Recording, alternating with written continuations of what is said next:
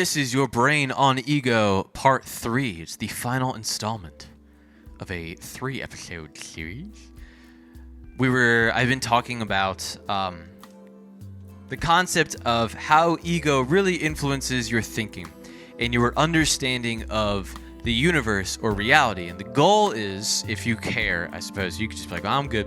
The goal is to reduce your ego in regards to your thinking in general, I suppose, but like thinking about the universe, being curious, right? Your identity shifts from being correct to being curious. When your identity is in being correct, that means that like you think that your perception of what is happening and your thoughts on what is happening are the perception or is the perception, and they are correct, right? That's not acknowledging that you are not the center of the universe. You are just a part of the universe, and you're here to look at the universe and think about the universe and talk about the universe, right?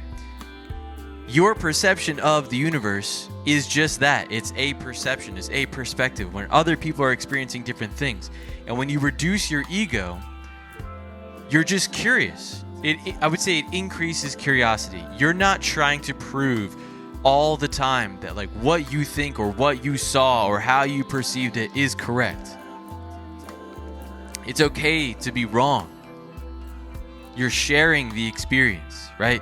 When you go through that, you reduce the ego, and that opens you up to just being curious and try to gain understanding without ego involved. That's ego in regards to thinking.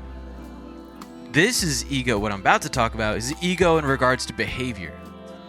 How do we act with ego or without ego? Acting with ego is it's like the action of the thought process of it's your universe. It's you and then everyone else or everything else, right? There's so many ways that like that can come out in your behavior. And again, this could come down to you're just like, yeah, I don't care. I don't even know if is there wisdom in reducing ego. I don't know. But like ego when you're driving, right? Like and you just cut someone off to like get to where you need to be, or you don't let someone into the lane. Like that's ego, right? That's like no, like this is my experience, right? Like that's you are valuing your experience over anyone else's.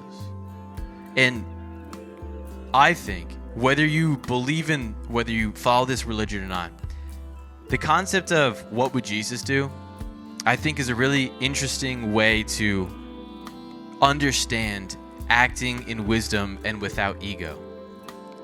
Again, whether you believe in Christianity or not, let's just go with the concept that Jesus Christ represents God in human form and is perfect.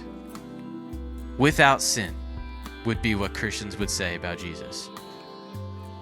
If that is the case, it gives us a light or like a direction. It's the compass, right? It gives us something to look towards and like in a situation, what would a perfect person say in this situation? What would a perfect person do in a situation? How do you think Jesus would have driven?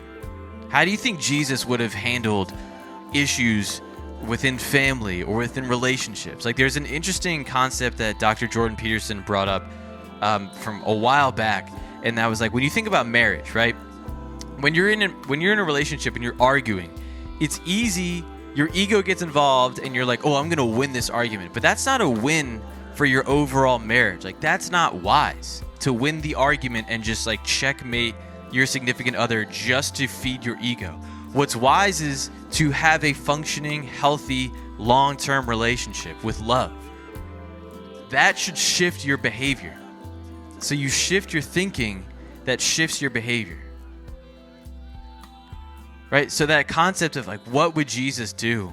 Whether you believe in Jesus Christ as Savior or not, it is the representation of what would a perfect person do? At least you don't always have to act it out, but like to think about that. Like, okay, this is what should be done. Now, whether we behave on that, that's something else, yeah? Something to think about.